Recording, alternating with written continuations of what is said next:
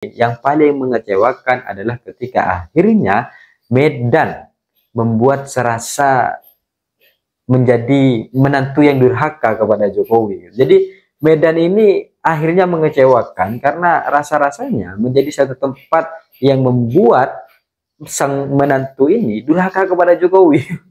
Karena sebenarnya bahkan ada 3 bis gitu yang kemudian dikerahkan agar mereka nanti berkunjung ke rumah Jokowi, sehingga terkesan rumah Jokowi.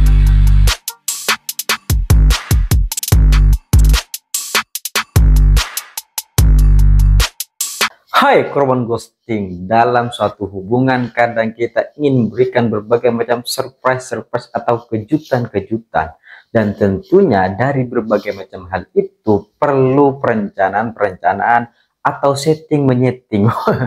Yang biasanya pura-pura ngambek lah, yang biasanya pura-pura tengkar lah, tapi kemudian ketika hari H sudah tiba, maka segala surprise itu dikemukakan dan diberikan, sehingga merasa bahwa ternyata saya menjadi bagian yang istimewa di dunia ini. Dan ternyata agenda setting menyeting ini tidak hanya terjadi dalam hubungan ataupun dunia politik, tapi juga dalam proses pencitraan. Ternyata dari berbagai macam proses-proses pencitraan yang terjadi selama ini, memang agenda-agenda setting itu perlu dilakukan sehingga kita terkesan terlihat baik dan kisah terkesan terlihat populer gitu. Dan hal ini sudah ramai disampaikan oleh netizen-netizen terkait dengan bis-bis yang kemudian disetting agar berkunjung ke rumah Jokowi. Jadi kalau selama ini kita lihat kan berbagai macam rumah Jokowi ini open house gitu kan, semacam ada destinasi wisata baru lah gitu kan. Kalau ada kebun binatang ya juga ada rumah Jokowi gitu. Ini destinasi wisata baru ketika orang-orang akhirnya berkunjung atau berwisata ke daerah Solo gitu, pasti juga mampir ke rumah Jokowi. Dan hal ini sebenarnya bukan sekedar semacam disetting atau seperti apa gitu, karena netizen kita kan mengatakan bahwa sebenarnya bahkan ada 3 bis gitu yang kemudian dikerahkan agar mereka nanti berkunjung ke rumah Jokowi, sehingga terkesan rumah Jokowi ini antri oleh rakyat yang kemudian ingin bertemu dengan beliau. Meskipun pertemuannya hanya ya 5 menit 10 menit foto habis itu pulang gitu, kayak orang ke kebun binatang foto-foto ya selesai bahagia pulang. Ya kan? Jadi kalau selama ini kita melihat bagaimana kemudian hukum sudah disetting, anak juga sudah diatur, bahkan pencitraan juga sudah dilakukan, ketum Golkar juga disetting juga enggak ya? Sampai sekarang masa iya sekedar berkunjung ke rumah juga disetting? Kan enggak, ini kayak semacam lebih kepada ada pemandu wisata di daerah tersebut gitu kan, yang kemudian menyarankan ke rumah Jokowi aja gitu. Ya lumayan lah di sana nanti dapat bingkisan misal. Atau ada koordinator wisata yang akhirnya mengarahkan agar juga mampir saja ke rumah Jokowi, mumpung deket gitu kan. Misalnya dari Masjid Raya gitu. Akhirnya sudahlah sekalian juga ke rumah Jokowi gitu. Ini kan lumayan dapat oleh-oleh gratis. Karena estimasi waktunya ya sekitar 5-10 menit. Anggap orang belanja ke rumah gitu kan. Kemudian dia milih apa aja gitu. Habis itu dia dapat tuh oleh-oleh gitu kan. Keluar beli gitu kan. Cuma bedanya ketika ke rumah Jokowi gratis. Dapat bingkisan gratis kan lumayan gitu kan. Hanya sekedar mengantarkan mereka kan. Akhirnya mereka dapat bingkisan gratis, foto-foto, habis itu selesai gitu. Karena beliau pernah punya cerita di masanya, sehingga mau bagaimanapun ya sedikit menarik perhatian. Tapi yang lebih menarik perhatian itu ternyata bingkisannya.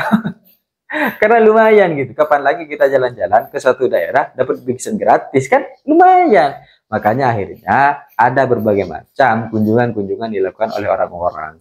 Karena mau bagaimanapun nggak mungkin juga gitu kan sekelas Jokowi misalnya. Masa iya tidak memberikan bingkisan hanya sekedar foto-foto atau makan minimal. Ya minimal makan siang gratis lah. Kalau Prabowo punya makan bergizi gratis ya Jokowi punya makan siang gratis lah. Kan namanya tamu kan pasti dilayani kan. Hal-hal demikianlah yang kemudian terjadi. Perkara itu nanti akhirnya disetting atau gak disetting, ini nih bagi saya rasa-rasanya lebih kepada ya suatu pemandu wisata atau koordinator wisata dari bis-bis itu yang kemudian mengarahkan. Karena lumayan, satu dapat makan siang, yang kedua ada bingkisan-bingkisan gratis. Jadi kalau selama ini ada bansos ya kan ketika jadi presiden, sekarang ada bingkisan gratis asalkan mampir ke rumah Jokowi. Dan dari berbagai macam hal ini kita akhirnya bisa melihat sebenarnya ya hal ini menjadi hal biasa, hal yang wajar, tidak ada yang perlu menjadi persoalan. Meskipun netizen kita mengatakan ya ini agenda setting dipamerkan agar kemudian dia tetap merasa bahwa Jokowi dicintai oleh rakyat dan sebagainya. Ya tidak lebih daripada itu, ternyata yang menarik adalah bingkisannya. Seperti kata pernyataan Budi Ari yang kemudian nggak ditanya agak langit gitu apa, tiba-tiba mengatakan bahwa ya Jokowi ini rakyat presiden yang kemudian dicintai oleh rakyatnya dan rakyat ada di hati Jokowi. Ya persoalan kalimat-kalimat demikian ya persoalan akhir lah. Tapi pada intinya sebenarnya juga salah satunya adalah tentang mengambil bingkisan-bingkisan itu. Nggak mungkin kan datang ke sana ziarah gitu kan. Nggak mungkin. Atau datang ke sana ingin memberikan berbagai macam atau meminta berbagai macam ya karomah-karomah kan juga nggak mungkin lah gitu kan. Mungkin ya sekedar silaturahmi saja. Kapan lagi bisa ketemu dengan mantan presiden yang rumahnya terbuka gitu. Jadi wajar lah gitu.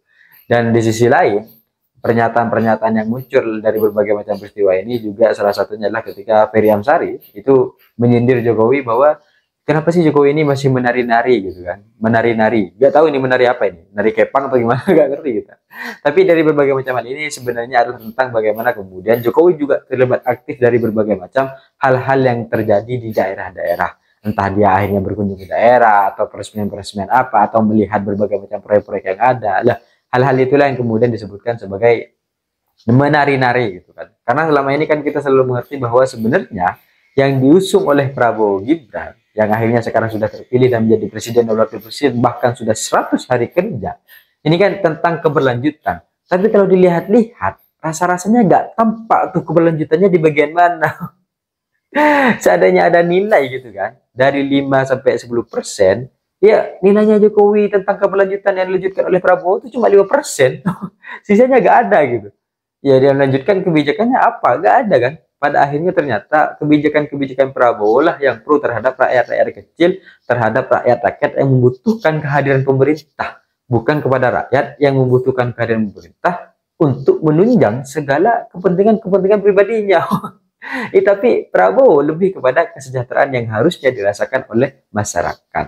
Namun apapun dari semua kejadian dan peristiwa ini, yang paling mengecewakan adalah ketika akhirnya Medan membuat serasa menjadi menantu yang durhaka kepada Jokowi. Jadi Medan ini akhirnya mengecewakan karena rasa-rasanya menjadi satu tempat yang membuat sang menantu ini durhaka kepada Jokowi.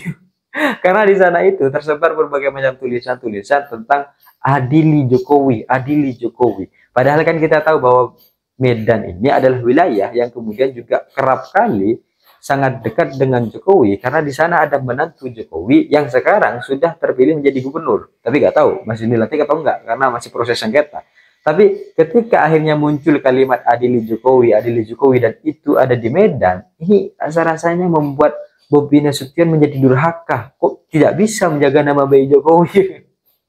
Dan dari berbagai macam kata ini sebenarnya kan ini pasti ada peristiwa-peristiwa sebelumnya yang akhirnya kenapa kata ini bisa muncul, kenapa ekspresi ini bisa muncul. Dan dua hal yang kemudian berkaitan terkait dengan adili Jokowi adalah tentang satu, ketika akhirnya beliau ini masuk dalam nominasi terbaik kasus korupsi ya yang dirilis oleh lembaga OCCRP.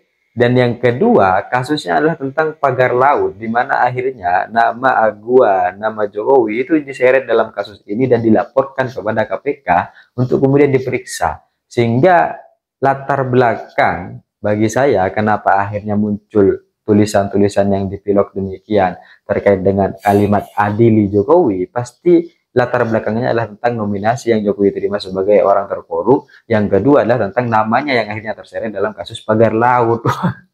Inilah yang kemudian akhirnya membuat rasa-rasanya Bobi Nasution menjadi durhaka karena tidak bisa menjaga wilayahnya menjadi nama yang baik bagi Jokowi, menjadi satu perspektif yang baik ketika akhirnya berbagai macam orang membicarakan tentang keburukan Jokowi.